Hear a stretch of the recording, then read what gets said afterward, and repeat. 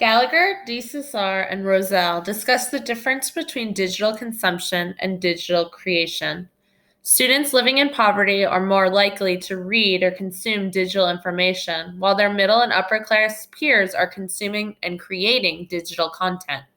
The issue is that media creation leads to higher achievement, which is creating a larger divide in achievement. Similarly, Voss discusses the issue of a participation gap in technology group projects, where students naturally pick the role that they are most comfortable with, so they are not learning all of the components of digital literacy. Connecting these two concepts, students that only consume digital information are less likely to take on a group role where they have to create digital media, so they are missing out on learning an important skill. As teachers, we must think of ways to ensure all of our students are being exposed to all aspects of digital literacy, even if that means students are not taking equal roles in projects. We must think about how we can make digital projects equitable for all students and encourage them to step out of their digital comfort zones. Digital literacy expectations should vary in different classroom settings. A widely debated argument is how much technology should be present in early childhood classrooms. Langum and Loki Vega state that in the same way our young learners should be taught book handling skills, they must also be taught technology handling skills that are age appropriate. There is a delicate balance of professional judgment that should be used when exposing young children to any type of technology. Similarly to the concerns people have about technology use with early childhood students, Tona Hangen expresses the balance that must be met when teaching history.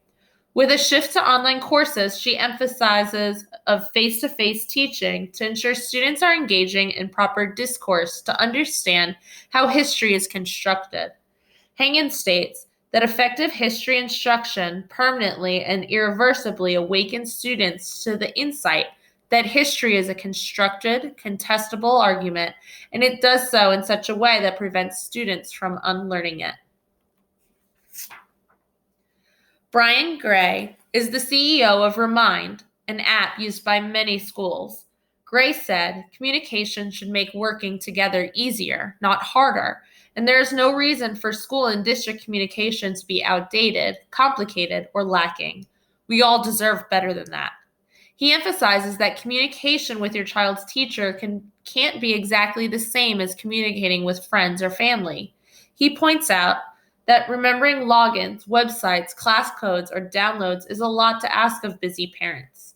He addresses some guidelines that he and Remind use to help keep communication simple yet effective.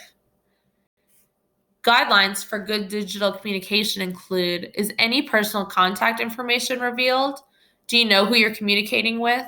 Do you have documentation of your communication if you need it? Does your school have oversight of communication channels? Can you manage your communication preferences? How can bullying or other harmful behaviors be reported? Eric Schenninger from the International Center for Leadership in Education discusses his experiences as a school principal.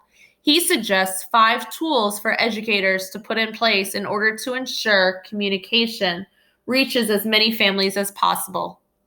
Blogs, digital photo sharing, video platforms such as YouTube, and social media accounts are the 5 tools he suggests. TEDx stands for Teacher Emphasis on Developing Student Digital Information and Communication Skills. The teachers in this group suggest that there are 3 dimensions of student skills. Access. Can students access information efficiently and reference them? Evaluate. Is your information relevant, credible, and accurate? Share and communicate. Share info with others. Display info for audience with a specific purpose.